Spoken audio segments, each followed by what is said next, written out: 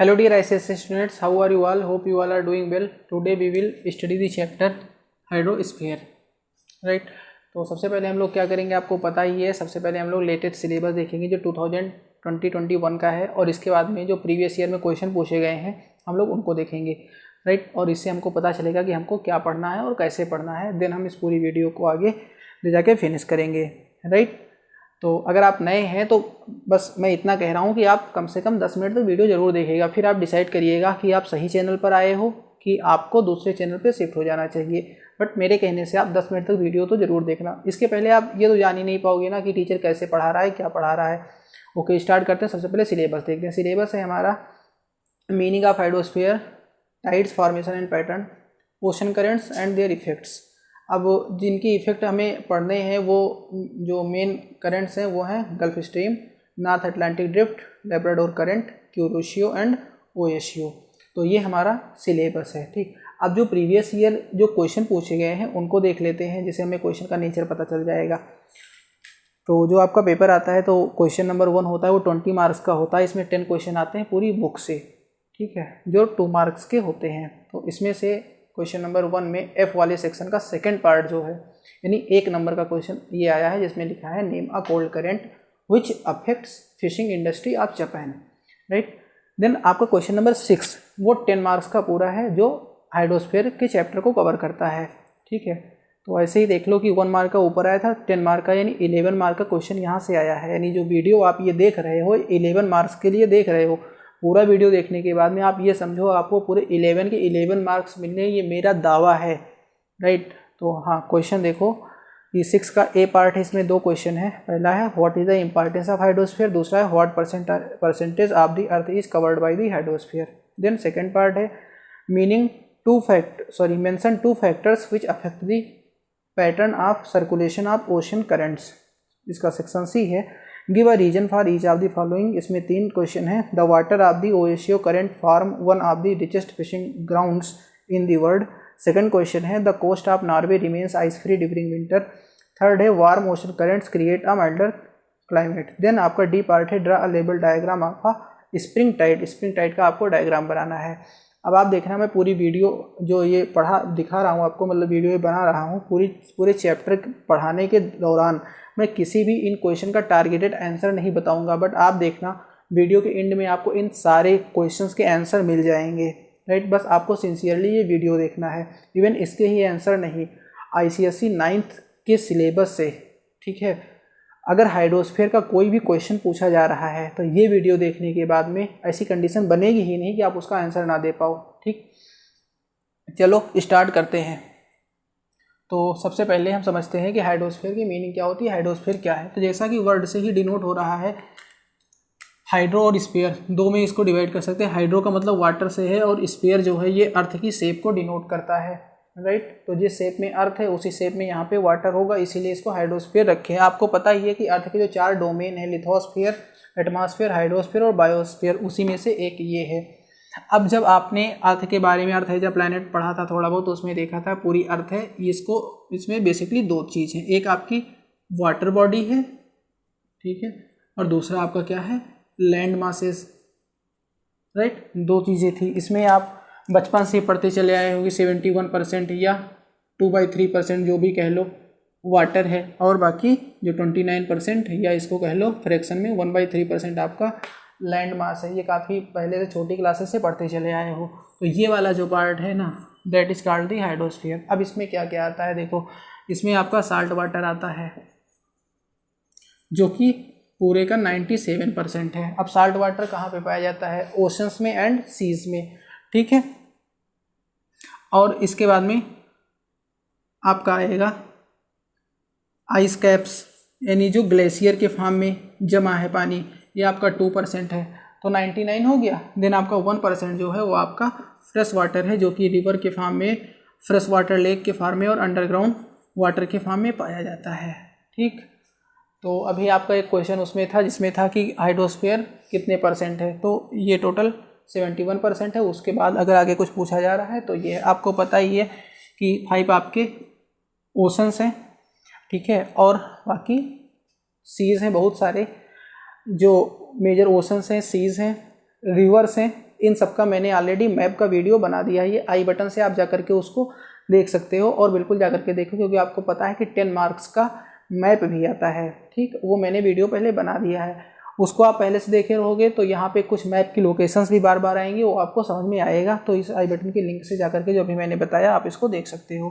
तो ये हाइड्रोस्फीयर क्या है, यहाँ पे हम लोगों ने ये देख लिया। हम लोग देख लेते हैं कि हाइड्रोस्फीयर का इम्पॉर्टेंस क्या है, राइट। तो सबसे पहले यही जानूँ कि पानी का हमारे लिए कितना वैल्यू है, वाटर का हमारे लिए कितना वैल्यू, हम पीते हैं, ठीक, जल ही जीवन है, वाटर इज़ लाइफ। देन इसके अलावा और देखो, एक तो वाटर ही इवेपोरेट होकर के कहाँ जाता है, एटमॉस्फेयर में जाता है, जो क्लाइमेट को रेगुलेट करता है। प्रेसिपिटेशन यानी बारिश, ह्यूमिडिटी, इन सब के लिए वो रिस्पॉन्सिबल है। इसके अलावा डायरेक्टली अगर जो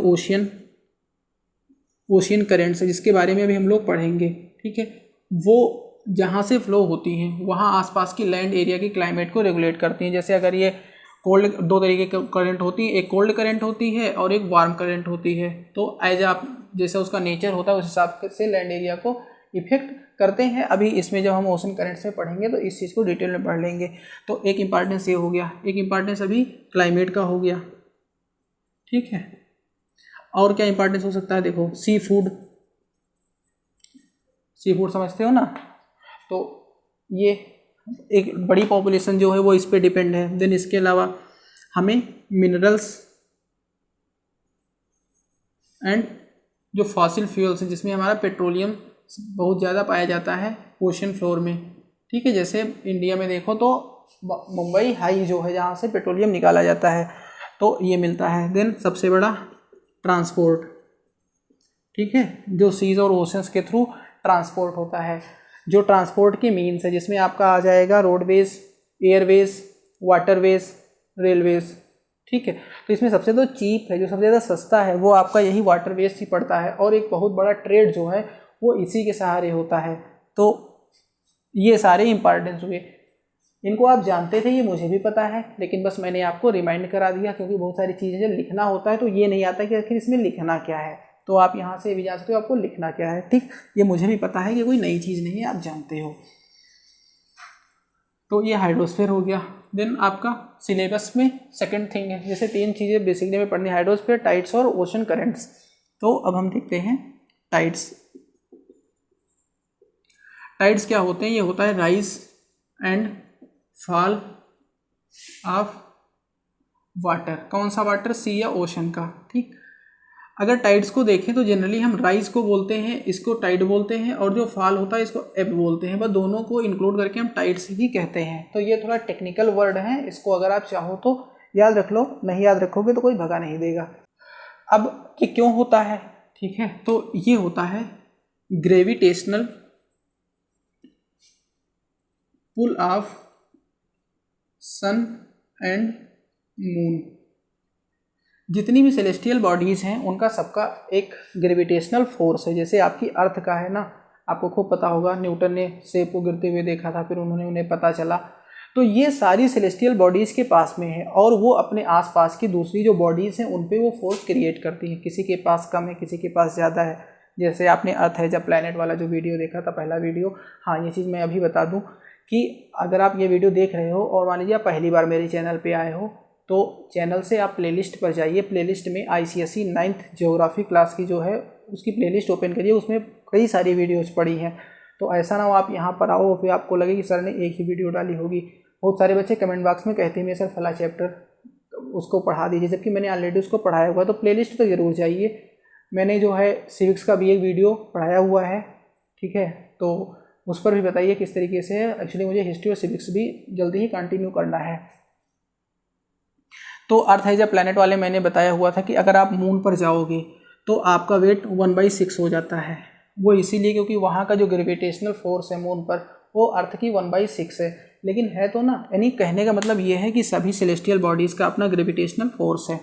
तो ग्रेविटेशनल फोर्स अगली सेलेस्टियल बॉडीज़ पर लगता है, तो वहाँ से वो कुछ वो अट्रैक्ट करता है, खींचता है चीज़ों को। तो जब अर्थ पे जब इनका ग्रेविटेशनल फोर्स पड़ता है तो ये चीज़ों को खींचता है। अब सॉलिड बॉडी जो है वो तो खींच के कहीं जाएगी नहीं, हालांकि उसका भी थोड़ा बहुत इफेक्ट पड़ता है, बट जो वाटर पार्ट है वो ज़्यादा ऊपर की तरफ राइज हो जाता है, खिंच जाता है उसी अट्रैक्शन की वजह से, और फिर हम उसको क्या कहते हैं, टाइड कहते हैं।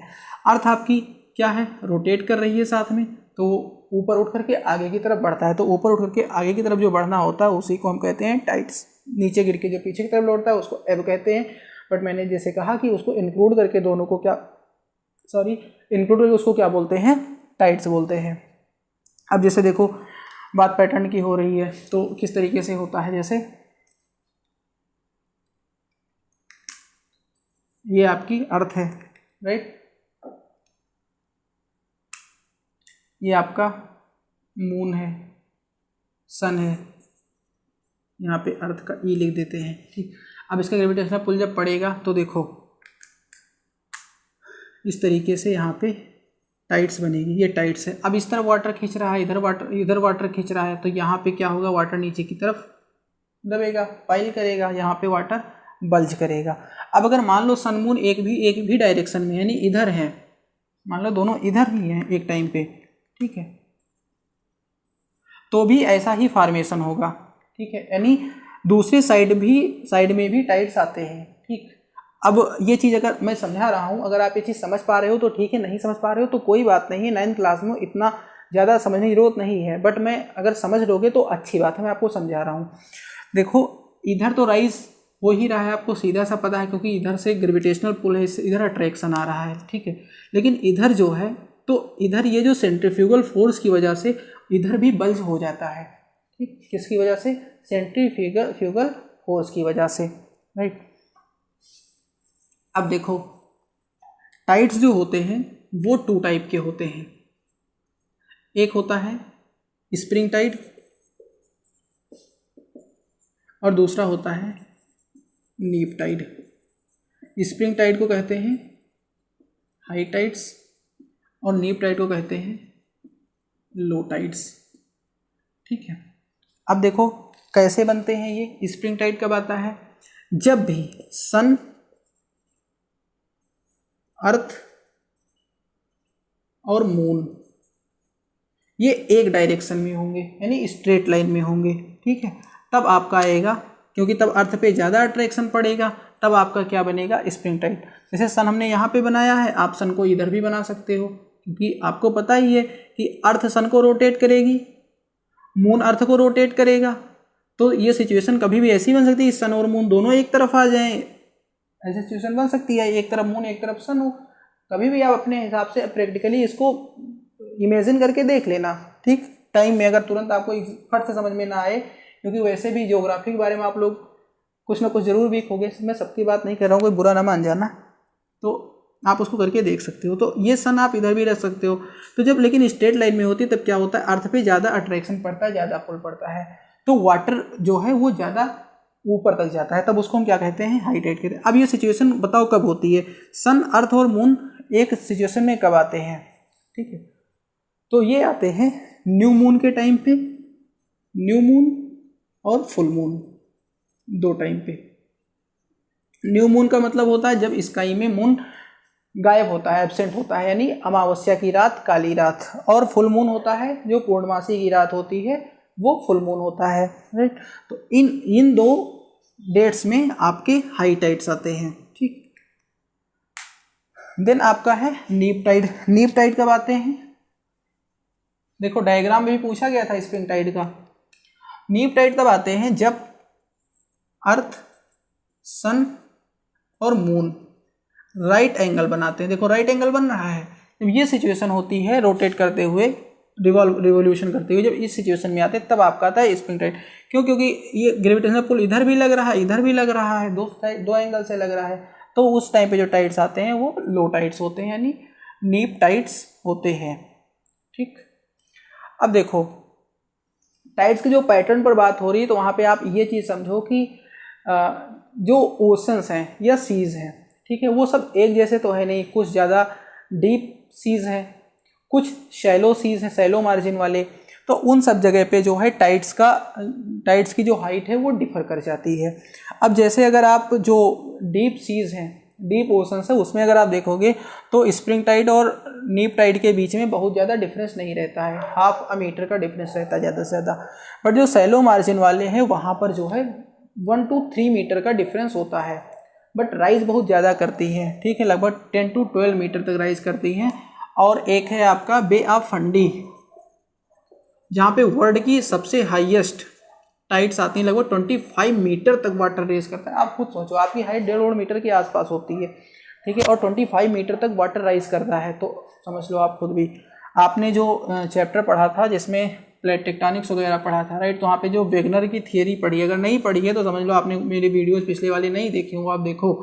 तो वेगनर ने जो बताया था कि जो कॉन्टिनेंट्स थे पहले वो सब एक जगह ज्वाइंट थे, जब उसका पैंजिया नाम था, देन वो क्या हुए, ब्रेक हुए और फिर वो ड्रिफ्ट अपार्ट हुए। तो ड्रिफ्ट अपार्ट होने के लिए जो उन्होंने रीज़न बताया था, जैसे दूसरे साइंटिस्ट ने पूछा कि भाई ड्रिफ्ट अपार्ट किस फोर्स की वजह से हुए, तो उन्होंने ये टाइडल फोर्स बताया था। सोच लो, यहाँ से वहाँ भी लिंक है, तो उन्होंने यही टाइडल फोर्स बताया था। तो आपकी ये समझ में आ गया, इसके राइज के बारे में, इसकी हाइट के बारे में चीज़ें पता चल गई। एम्पलीट्यूड वर्ड आएगा, एम्पलीट्यूड का मतलब हाइट ही होता है। अब एक कॉन्सेप्ट यहाँ पर और है, ठीक है, वो जान लो।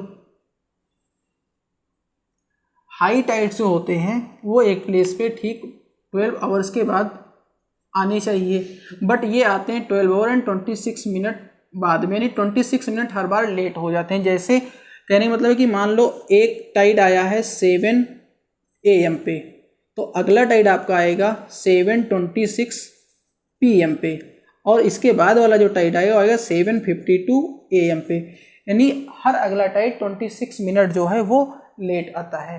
इसका क्या रीज़न है? इसका रीज़न ये है कि जैसे ये अर्थ है, ठीक है, और ये आपका मून है, एक बार यहाँ टाइड आया, सॉरी ये अर्थ है, एक बार यहाँ पर टाइड आया, ठीक। अब जो टाइड का सेंटर है वो अर्थ के रोटेशन के साथ में पूरा एक बार जो है वो राउंड करके यहाँ पर आएगा।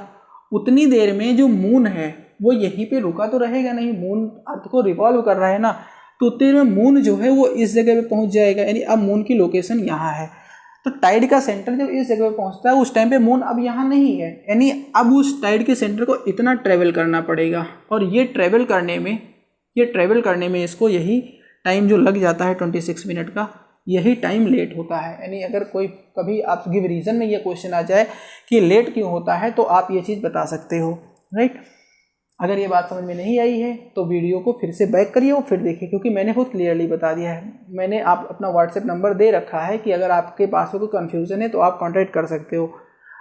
लगभग इंडिया के सभी स्टेट्स से बच्चों ने कांटेक्ट किया है, मैंने लोगों की प्रॉब्लम सॉल्व की है। बट एक चीज़ थोड़ा हमें भी जो है परेशान ये करती है, जैसे जो चीज़ें मैंने बाकायदा यहाँ डिटेल में बता दी हैं, ठीक, आपने एक बार वीडियो देखी, आपको समझ में नहीं आया, आप जो है जो कन्वीनियंस आपको मिली है, सुविधाएँ मिली हैं, उसका गलत फ़ायदा उठाने लगते हो कि बस तुरंत आप सर को कॉल करो। ऐसा मत करो, आप कॉल करोगे हम आपको क्या करेंगे, एक पर्टिकुलर आदमी को एक बार समझा पाएंगे, ठीक है, बट अगर वो टाइम हम इधर यूज़ करेंगे तो ज़्यादा लोगों को समझा पाएंगे। तो कॉल करो, मैंने नंबर इसीलिए दिया है, मैं आपकी सारी प्रॉब्लम्स को सॉल्व करूंगा रिलेटेड।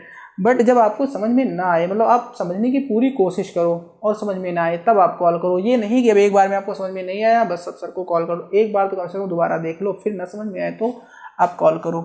तो ये आपको समझ में आ गया होगा कि क्यों टाइड्स अगली बार लेट से आते हैं। अब है कि टाइड्स जो होते हैं इनका इम्पॉर्टेंस क्या होता है या इनके एडवांटेजेस क्या क्या होते हैं। तो देखो,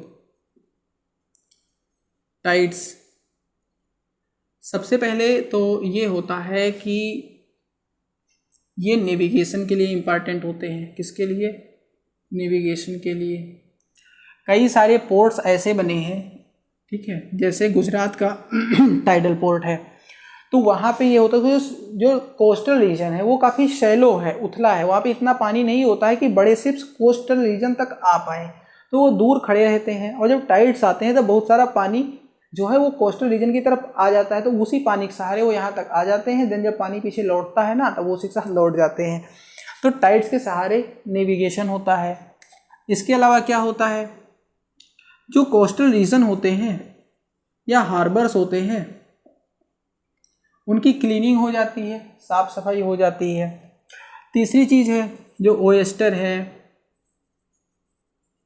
ठीक है, पर्ल्स हैं, और भी इसके अलावा भी जो ओशन के फ्लोर में पाए जाने वाले जो प्रीशियस मटेरियल्स होते हैं वो कोस्टल एरियाज़ की तरफ आ जाते हैं। ठीक है, इसके अलावा जो साल्ट बनता है ना, अभी ओशन इम्पॉर्टेंस में साल्ट बताना तो भूल ही गए थे, तो यहाँ जान लो जो साल्ट बनता है ना, तो जब टाइड्स आते हैं तो साल्ट बनने का प्रोसेस अगर आपको ना पता हो तो ये जान लो कि ओशन के किनारे जो है ऐसे ग्रिड में फील्ड्स होते हैं, बना दिए जाते हैं, और जब टाइड्स वगैरह आते हैं तो इसमें वाटर भर जाता है। देन इसके बाद में ये वाटर या तो इलेक्ट्रिसिटी वगैरह लगा के इसको सुखाया जाता है, या फिर ये वाटर इवेपोरेट हो जाता है। तो इवेपोरेट हो जाता है, इसमें केवल साल्ट बचता है, और फिर उसको फ्रेश कर लेते हैं, तो वही साल्ट जो हम लोग यूज़ करते हैं। राइट, तो ये सब ये, और इसके अलावा भी टाइड से आते हैं तो टरबाइन वगैरह लगा करके हम लोग प्रोड्यूस करते हैं टाइडल एनर्जी। गुजरात रीजन में इस तरीके की एनर्जी जो है वो प्रोड्यूस की जाती है। तो इतना हम लोगों ने पढ़ लिया टाइड्स के बारे में। अब बारी हम लोगों की है क्या पढ़ने की, ओशन करंट्स की। तो पहला क्वेश्चन तो यही है कि ओशन करंट्स क्या होती हैं।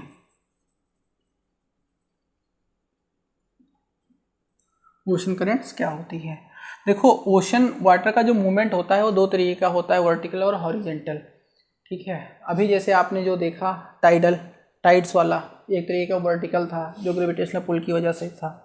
हॉरिजेंटल में जो होता है, इसमें क्या होता है, हॉरिजेंटल टाइप का जो है वो इसी में ओशन करंट्स आती है। इसमें आप जान लो कि सी के अंदर या ओशन के अंदर एक कंटिन्यू रिवर बहती है, तो उसी को क्या कहते हैं, ओशन करंट्स कहते हैं। एग्जांपल जैसे गल्फ स्ट्रीम है, ओएशियो है, क्यूरेशियो है, ठीक है, नॉर्थ इक्वेटोरियल करंट है, कनारी करंट है, बहुत सारी, अभी सारे हम लोग देखेंगे विथ लोकेशन। तो उसके अंदर बहती है। अब यहीं पे बात सीधे आ जाती है कि क्यों बहती है, यानी इसके रीजन्स क्या होते हैं। तो कई सारे रीजन्स है। देखो, सबसे पहले आपकी है एक रीजन प्लैनेटरी विंड्स। जब हम लोग एटमॉस्फेयर चैप्टर पढ़ेंगे तो बहुत ज़्यादा डिटेल में इन विंड्स के बारे में पढ़ेंगे, कैसे फॉर्म्स होती है। भाई इतना जानो कि क्या लिखा है, प्लैनेटरी मतलब प्लैनेट की वजह से, अर्थ की वजह से जो विंड्स चलती हैं, अर्थ के रोटेशन की वजह से। ठीक है, तो ये बेसिकली 3 टाइप्स की होती है। एक आपकी है ट्रेड विंड, एक आपकी है वेस्टर्लीज, और एक आपकी है पोलार विंड्स। तो ये 3 विंड्स है प्लैनेटरी विंड्स में। विंड्स 3 टाइप की होती हैं, जैसे एक आपकी प्लैनेटरी हो गई, एक आपकी पीरियोडिक हो गई, और एक आपकी हो गई लोकल।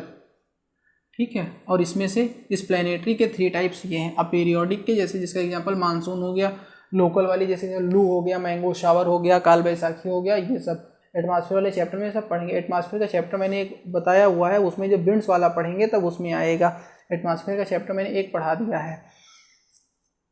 तो ये जो है ये परमानेंट है, इसको प्लैनेटरी विंड्स या इन्हीं का एक नाम होता है परमानेंट। तो ये जो है अर्थ पे यानी अर्थ प्लैनेट पे कंटिन्यू सेम डायरेक्शन में चलती रहती है। तो इन विंड्स के सहारे जो वाटर है वो मूव करता है, मतलब इधर मूव करता है या इधर मूव करता है। ठीक है, तो मूव करता है। तो एक कारण हो गया क्या, प्लैनेटरी विंड्स, यानी एक कारण विंड्स का मूवमेंट हो गया। दूसरा कारण क्या है, दूसरा रीजन है difference in the temperature. Temperature का डिफरेंस चाहे एटमॉस्फेयर को ले लो वहाँ पे होता है, या वाटर को ले लो वहाँ पर होता है, किसी भी चीज़ में होता है। जैसे एक जगह पे टेम्परेचर ज़्यादा है तो टेम्परेचर, और दूसरी जगह टेम्परेचर कम है। जहाँ पे टेम्परेचर ज़्यादा है वहाँ का जो मैटर है वो क्या होगा, एक्सपेंड करेगा, और ठीक है, और ये लाइट हो जाएगा। और जहाँ पे जो हैवी मतलब कोल्ड है वो हैवी है, ठीक है, वो क्या करेगा, वो सिंक करेगा और मतलब कंट्रैक्ट करेगा और हैवी हो जाएगा। तो ये क्या करेगा, ये इस तरफ को, अब ये एक्सपेंड करेगा, हटेगा, तो ये वाला इसकी तरफ मूव करेगा। ठीक है, तो इसीलिए क्या होता है, कोल्ड रीजन से वाटर वार्म रीजन की तरफ पुश होता है और चलता है। बात समझ में आई? अब हालांकि इसकी एक एंटी करंट भी चलती है। एंटी करंट का मतलब ये होगा, ऐसा थोड़े ना है कि मान लो पोलर रीजन का ठंडा वाटर इक्वेटोरियल रीजन के गर्म वाटर की तरफ आता है, तो पोलर रीजन का सारा वाटर अगर कि इक्वेटर पे इकट्ठा तो हो नहीं जाता है। भाई यहाँ का वाटर जो है, जो गर्म वाटर है वो उधर जाएगा, तो वो एज अ वार्म करंट यानी एज अ एंटी करंट के फॉर्म में भी उधर जाता है। तो एक टेम्परेचर का रीजन हो गया। दूसरा सैलिनिटी का रीजन है। आपको पता ही है कि ओशन या सीज का वाटर जो होता है वो क्या होता है, साल्ट होता है। ठीक, साल्ट इसलिए होता है कि उसमें बहुत सारे साल्ट्स मिक्स होते हैं, चाहे वो सोडियम के साल्ट्स हों, पोटेशियम के साल्ट्स हों, यानी क्लोराइड्स हों, चाहे सोडियम क्लोराइड्स हों या पोटेशियम क्लोराइड्स हों, और बहुत सारे जो क्लोराइड्स हैं वो सब उसमें मिक्स होते हैं। अब सैलिनिटी भी सब कहेंगे सेम तो है नहीं, ठीक है, अलग अलग जगह की अलग अलग सैलिनिटी है। तो जहाँ पे सैलिनिटी ज़्यादा है वहाँ का वाटर डेंस होगा, और जहाँ सैलिनिटी कम है वहाँ का वाटर जो है वो डेंस नहीं होगा। तो डेंसर एरिया से वाटर जो है वो लेस डेंसर एरिया की तरफ मूव करता है, तो एक रीजन सैलिनिटी का भी हो जाता है, राइट। इसके अलावा वेव करंट्स चलती हैं तो करंट्स टर्न भी होती हैं। जब टर्न होती हैं तो उसमें हम इसमें क्या यूज़ करते हैं, लैंड या कह सकते हैं कोस्टल एरिया। अब इसमें क्या होता है, जैसे मान लो अब ये करंट्स इधर चल रही है, ठीक है, और फिर इधर कोई लैंडफॉर्म आ गया तो यहाँ से टर्न हो जाएगी, तो इस तरीके से मतलब ये उसमें हेल्पफुल हो जाती है। तो ये क्या है, ये रीजन्स हैं जो करंट्स फार्म होती हैं उसके, राइट। अब हम देखेंगे कि ओशियन करंट्स कौन कौन सी कहाँ पर हैं, और फिर जैसे गिव रीजन में आपने क्वेश्चन देखा था ना कि इनका क्या इम्पॉर्टेंस है, राइट, तो वो देखेंगे और उनका इम्पॉर्टेंस और भी डिटेल में देखेंगे। तो हम यूज़ करते हैं अपना रोलर बोर्ड, जहाँ पे हमने वर्ल्ड का मैप बना रखा है। 1 सेकेंड।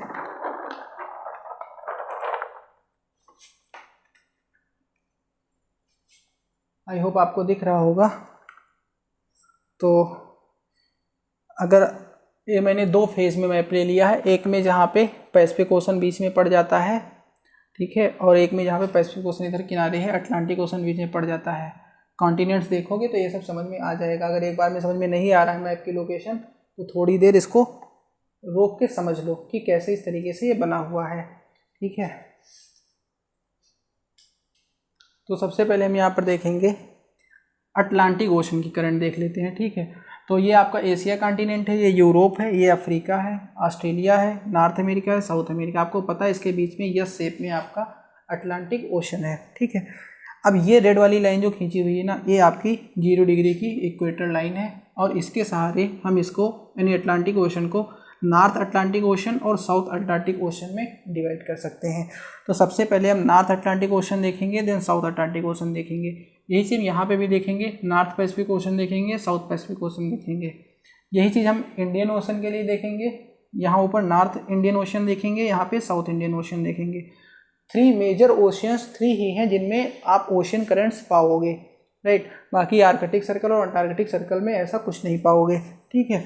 तो सबसे पहले हमें क्या देखना है, अच्छा अभी तक आपने थोड़ा बहुत जो पिछली क्लास में पढ़ा होगा ओशन करंट्स के बारे में, तो आपको बहुत बोरिंग लगा होगा, समझ में नहीं आया होगा।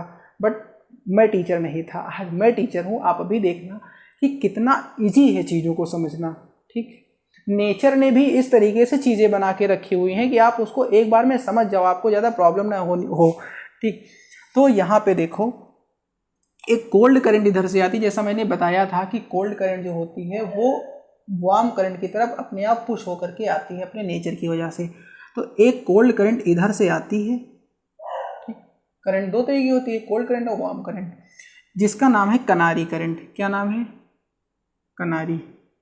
कहाँ की करंट है? नॉर्थ अटलांटिक ओशन की करंट है। तो कनारी करंट इधर की तरफ आती है, ठीक, और यहाँ से ये पुश करती है नॉर्थ इक्वेटोरियल करंट को। ये वार्म करंट है, इसको ये पुश करती है। अब ये जब आगे आती है तो ये लैंड एरिया, यहाँ से ये क्या करती है, यहाँ पे इसका नाम होता है फ्लोरिडा। अब फ्लोरिडा आपको नहीं याद आएगा तो भूल जाओ, इम्पॉर्टेंट नहीं है। यहाँ से टर्न होती है तो गल्फ स्ट्रीम है ना, गल्फ, तो ये गल्फ स्ट्रीम यहाँ के सहारे इसका नाम पड़ जाता है गल्फ स्ट्रीम। क्या नाम पड़ता है? Gulf stream. ये भी वार्म करंट है। कनारी कोल्ड करंट थी, ये वार्म करंट है, ये वार्म करंट है। अब गल्फ स्ट्रीम यहाँ तक आती है और इसके आगे इसका नाम पड़ जाता है नॉर्थ अटलांटिक ड्रिफ्ट। पूरा नाम यहाँ पे जगह नहीं तो हम लिख नहीं रहे हैं, लेकिन बोल रहे हैं तो आपको समझ में आ जाएगा, नॉर्थ अटलांटिक ड्रिफ्ट, ठीक है। और यहाँ पे लेब्राडोर प्लेट्यू है, तो इधर से एक कोल्ड करंट आती है जिसका नाम है लेब्राडोर करंट, ठीक। तो इधर की आपने करंट्स के बारे में देखा। अब यहाँ पे इंपॉर्टेंट ये खाली है, आपकी गल्फ स्ट्रीम की वार्म करंट इधर आती है और लेब्राडोर की कोल्ड करंट इधर आती है। ये दोनों करंट इस जगह पे मिलती हैं। यहाँ पे ये जो रीजन है इसको बोलते हैं ग्रांड बैंक्स। क्या बोलते हैं? Grand banks. ये वर्ल्ड का एक बहुत बड़ा फिशिंग प्लेटफॉर्म है, मछलियाँ पकड़ी जाती हैं बहुत ग्रेट लेवल पे।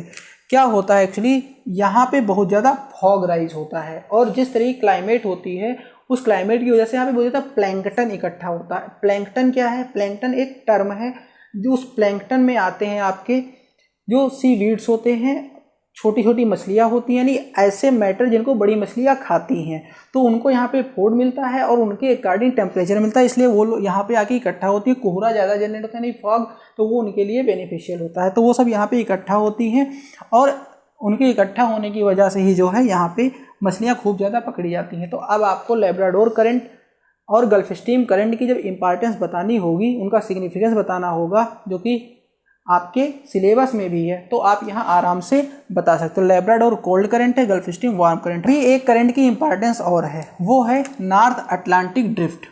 देखो ये जो बना है ना, ये आपका नॉर्वे कोस्ट है। नॉर्वे कोस्ट, यहाँ पे आपके कुछ पोर्ट बने हुए हैं, यानी बंदरगाह वगैरह जहाँ से शिप वगैरह जाते हैं। क्वेश्चन कभी कभी ये आता है कि ये बताओ कि ये चूँकि पोलर मतलब टेम्परेट रीजन में है, लगभग पोलर रीजन के आसपास पड़ जाता है, लेकिन ये फ्रीज क्यों नहीं होता है? तो नॉर्थ अटलांटिक ड्रिफ्ट जो है एक वार्म करंट है और इस वार्म करंट का इफेक्ट यहाँ पर इतना होता है कि ये इसको फ्रीज नहीं होने देता है। ये अभी हमने इंपॉर्टेंस में बताया था किस तरीके से लैंड की क्लाइमेट को इफेक्ट करते हैं। तो नॉर्थ अटलांटिक ड्रिफ्ट एक वार्म करंट है, इसकी वजह से ही ये फ्रीज नहीं होता है। गिव रीजन का ये भी क्वेश्चन आपके समझ में आया होगा। अब अगर बात करो आप साउथ अटलांटिक ओशन की, तो अभी देखना आपको केवल नेम चेंज करने, पैटर्न जो है वो सेम है। देखो जहाँ पे आपकी कनारी करंट थी, इधर आपकी अब करंट है बेंगुला की। कौन सी? बेंगुला। नाम नहीं लिख रहा हूँ मैं, नाम बोल रहा हूँ। बेंगुला की करंट है, ये कोल्ड करंट है, ये इधर की तरफ पुश करती है। तो अब यहाँ पे चूंकि ये साउथ, ये इक्वेटर के साउथ में, तो साउथ इक्वेटोरियल करंट इधर की तरफ पुश होती है, ठीक। और फिर यहाँ से वार्म करंट क्रिएट होती है जिसको कहते हैं ब्राज़ील करंट। ये वार्म करंट है, ब्राज़ील करंट, ठीक। ये बेंगुला है, कोल्ड करंट है, बेंगुला की कोल्ड करंट है। ये वार्म करंट है, साउथ इक्वेटोरियल करंट जिसको बोलते हैं। देन ये ब्राज़ील की वार्म करंट है, ठीक। और फिर यहाँ से चलती है आपकी साउथ अटलांटिक ड्रिफ्ट। जैसे नॉर्थ अटलांटिक ड्रिफ्ट थी, ऐसे साउथ अटलांटिक ड्रिफ्ट यहाँ से चलती है, राइट। ये और साथ में आपके जो है यहाँ पे, जैसे यहाँ पे लेब्राडोर करंट थी, यहाँ पे चलती है करंट आपकी आती है फॉकलैंड। फॉकलैंड दिख रहा है? हाँ दिख रहा है। फॉकलैंड की करंट जो है ये यहाँ पर। तो आप देखो केवल नेम चेंज हुए हैं, पैटर्न सारा का सारा सेम है। तो क्या इतना आसान नहीं है? ये बहुत आसान है। तो ये हमने देखा अटलांटिक ओशन की जो ओशन करंट्स हैं वो किस तरीके की हैं, राइट। अब हम देखेंगे पैसिफिक ओशन की करंट्स के बारे में जान लेंगे। अभी देखना सेम पैटर्न बनेगा, खाली आपको यही नाम चेंज हो जाएंगे केवल। अभी देखना यहाँ पे, तो यहाँ पे क्या होता है, कैलिफोर्निया की कोल्ड करंट आती है। यहाँ पे क्या नाम था? कनारी। यहाँ पे बेंगुला था। यहाँ पे कौन सी है? कैलिफोर्निया कोल्ड करंट आती है। ये वार्म करंट है, इसका भी नाम आपका नॉर्थ इक्वेटोरियल करंट है। ये इधर आगे आती है। देन यहाँ पे आपकी आती है क्यूरेशियो, ठीक है। क्या आती है? क्यूरेशियो की वार्म करंट, ठीक है। क्यूरेशियो जो है ये इंपॉर्टेंट है, जापान के कोस्ट से निकलती है। और इधर से एक आपकी कोल्ड करंट आती है जिसका नाम होता है, इसका दो नाम है, क्यूराइल भी बोलते हैं, दिख रहा है, क्यूराइल भी बोलते हैं, और साथ ऊपर चला गया है, हम नेम लेकिन लिख रहे हैं, ये करंट आती है क्यूराइल, और ओएशियो भी इसका नेम है, ठीक है। तो अब देखो क्यूराइल या ओएशियो की करंट जो कोल्ड करंट है, और ये आपकी क्यूरेशियो की वार्म करंट, ये दोनों यहाँ पे मर्ज होती हैं। और सेम चीज़ जो गल्फ स्ट्रीम और लेब्राडोर के मिलने से जो चीज़ जैसा भी वहाँ क्रिएट होता है, सेम चीज़ यहाँ पे क्रिएट होता है। इसलिए जो जापान है और चाइना है, इन सब के कोस्टल रीजन में यहाँ पे फिशिंग बहुत ज़्यादा होती है।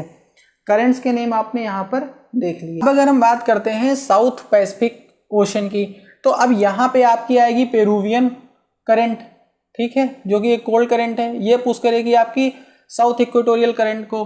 और यहाँ पे जो आपकी करंट इस जगह पे बनेगी, ये होगी आपकी ईस्ट ऑस्ट्रेलियन करंट, और ये आपकी वेस्ट विंड ड्रिफ्ट चलेगी, वेस्ट विंड ड्रिफ्ट, तो ये हो गया आपका किसका, पैसिफिक ओशन का। ठीक, अब अगर बात करो इंडियन ओशन की, तो देखो यहाँ पे एक क्वेश्चन आपका बनता है हमेशा, जो नॉर्थ वाला इंडियन ओशन है यहाँ पे इस तरीके का कोई पैटर्न नहीं बनता है, और वो न बनने का एक जो रीज़न है वो है आपका मानसून। मानसून एक्चुअली ये एक चीज़ होता है, 6 मंथ जो है ये एक डायरेक्शन में चलता है और 6 मंथ के बाद उसका टोटल रिवर्सल हो जाता है। तो मानसून की वजह से यहाँ पे ऐसा कोई पैटर्न नहीं बनने पाता है, बस जो साउथ वाला पोर्शन है यहाँ पे पैटर्न बनता है। यहाँ पे आपकी चलती है वेस्ट ऑस्ट्रेलियन करंट, फिर यहाँ पे साउथ इक्वेटोरियल करंट, राइट, और देन यहाँ पे आपकी मोजाम्बिक करंट चलती है। ठीक, तो ये आपकी हो गई ocean currents. I hope currents की लोकेशन कौन सी कहाँ पे है मैप में आपको अच्छे समझ में आई होगी। नहीं समझ में आई होगी तो आप कमेंट बॉक्स में बताइएगा, या मेरा व्हाट्सएप नंबर गिवन है। एटमॉस्फेयर का चैप्टर देखिए वहाँ पे मैंने बताया है, अर्थक्वेक का चैप्टर देखिए वहाँ पे मैंने बताया है, वेदरिंग के चैप्टर में मैंने बताया है। व्हाट्सएप नंबर आप वो वीडियो जब देखिएगा तो आपको मिल जाएगा, वहाँ जुड़ सकते हैं। अगर आप फेसबुक चलाते हैं तो करियर एग्जाम्स नाम से हमारा पेज है, आप पेज को लाइक करिए। टेलीग्राम चलाते हैं तो टेलीग्राम ग्रुप पे ज्वाइन करिए। देखिए यहाँ पे मैं ये नहीं चाहता हूँ कि आप आइए वीडियो देखिए और फिर जाइए, हम एक अपनी कम्युनिटी, एक फैमिली डेवलप करना चाहते हैं। आप ये मत समझिए कि एक ऑनलाइन टीचर खड़ा पढ़ा रहा है, कोई मतलब नहीं है। हम तो ये सोच रहे हैं कि हम आपके टीचर रहें, आप हमारे स्टूडेंट रहें, हम लोगों के बीच में एक टीचर स्टूडेंट का रिलेशन इस तरीके का रहे जो आगे भी रहे, राइट। तो आप हमसे इन प्लेटफॉर्म के थ्रू जुड़िए। अब यहाँ पे बात आती है इम्पॉर्टेंस ऑफ ओशन करंट्स, यानी ओशन करंट्स के इम्पॉर्टेंस कौन कौन से होते हैं। तो अभी आपने देखा कि जो लैंड एरिया है उसको रेगुलेट करते हैं कैसे, नॉर्थ अटलांटिक ड्रिफ्ट जो थी वो नॉर्वे के कोस्टल एरिया को क्या कर रही थी, उसको जो है फ्रीज नहीं होने दे रही थी, ये आपने देखा। देन आप ये देखो, आप अब सिलेबस से हट गया है, वरना जो एनसो इफेक्ट था, एनसो इफेक्ट था, वहाँ पे आपको खूब ज़्यादा चीज़ें देखने को मिलती थी। वैसे यहाँ पे जान लो, एनसो का मतलब होता है एल नीनो, और एसओ का मतलब होता है साउथ ओसिलिएशन। साउथ ओसिलिएशन इसमें क्या होता है कि जो सी का टेम्परेचर होता है वो शिफ्ट होता रहता है एक तरफ से दूसरी तरफ को। तो कभी कभी ऐसा होता है कि जो आपने भी पेरूवियन करंट देखी थी, तो वहाँ पे टेम्परेचर इस तरीके से राइज होता है कि पेरूवियन करंट जो होती है वहाँ से गायब हो जाती है, और वो इतना राइज होता है वहाँ का टेम्परेचर, और फिर मानसून क्रिएट होती है कि वहाँ पे लैंड एरिया में खूब ज़्यादा रेनफॉल हो जाती है। और जब वहाँ रेनफॉल होती है, ठीक है, तो इंडियन मानसून उस सीजन में वीक पड़ जाता है, और इसका उल्टा होता है लानिना। लानिना ये इसका अपोजिट होता है। नहीं, जब लानिना का इफेक्ट होता है तो इंडियन मानसून काफ़ी ज़्यादा इफेक्टिव हो जाता है। ये ओशियन करंट्स की वजह से ही है। ठीक, इसके अलावा भी जो है, अगर किसी लैंड एरिया के पास से वार्म करंट निकल रही है तो वो ह्यूमिड करेगी क्लाइमेट को, मतलब माइल्ड करेगी, वहाँ पे रेनफॉल अच्छी होगी। अगर कोल्ड करंट निकल रही है तो वहाँ पे उसको कोल्ड डेजर्ट बनाने में पूरा योगदान उसका रहता है। ठीक है,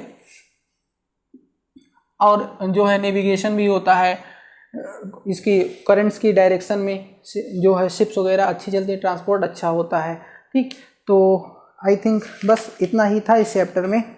तो ये आपने पढ़ा, आई थिंक आपको ये सब चीज़ें अच्छे से समझ में आई होंगी। तो अगला वीडियो जो आपका होगा वो इंसोलेशन का होगा, जो कि वही आना था, लेकिन आप लोगों ने जो है हाइड्रोस्फीयर के लिए कहा कि ये इंपॉर्टेंट है, पहले इसको पढ़ा दीजिए, तो ये वीडियो मैंने पढ़ा दिया। और अब बस इतना कहना है कि अगर आपको वीडियो अच्छी लगी हो तो मैंने आपके लिए तो ये पूरी चीज़ें कर दी, और मैं काफ़ी हार्ड से बात कह रहा हूँ, तो आप भी जो है इसके बदले में क्या कर सकते हो, तो मेरे लिए आप कुछ खास और नहीं कर सकते हो, इतना ज़रूर कर सकते हो कि अपने जो फ्रेंड्स हैं उन तक ये वीडियो ज़रूर पहुंचा दीजिए। थैंक यू, मिलते हैं अगले वीडियो में, तब तक अपना ख्याल रखिए।